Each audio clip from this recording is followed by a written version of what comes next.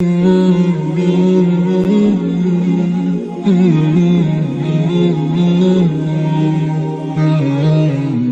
للمتقین، یہ کتاب ہدایت ہے صاحبان تقوی کے لیے۔ توجہ کیجئے، ہدایت کے دو مرتبوں کو فرض کیجئے۔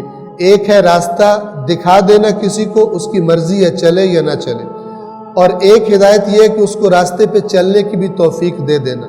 جو ہدایت انبیاء کے ذمے ہے وہ رہنمائی کی ہے، جو ہدایت انبیاء کے ذمے ہے، نبی آئے جس کے لیے، وہ ہے راستہ دکھا دینا۔ راستے پہ چلنے کی توفیق کسے ملے گی؟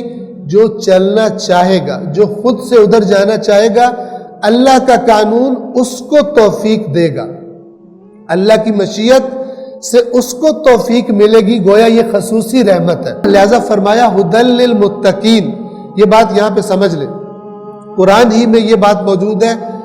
ہدی للناس، لوگوں کے لیے ہدایت ہے، سب لوگوں کے لیے، اور یہاں پر فرمایا ہدی للمتقین، صرف صاحبان تقوی کے لیے ہدایت ہے۔ کیا فرق ہے؟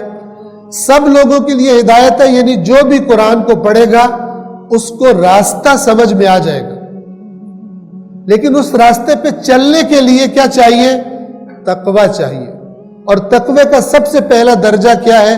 کہ انسان اس نیت سے قرآن کو پڑھے کہ اے اللہ، جو تیری طرف سے بات مجھے پتہ چلے گی میں اسے انجام دوں گا، اور جس کا مجھے پتہ چلے گا تو نے روک دیا ہے، پھر میں اس کام کو انجام نہیں دوں گا۔ یہ تقوی کا خلاصہ ہے۔ جو اس ارادے سے قرآن پڑھے اس کو راستے پہ چلنے کی توفیق ملے گی، اور جو اس ارادے سے قرآن نہ پڑھے، چاہے 1000 بار پڑھ لے، اسے باتوں کا پتہ تو چل جائے گا، معلومات تو مل جائے گی، لیکن اس راستے سے استفادہ نہیں کر سکے۔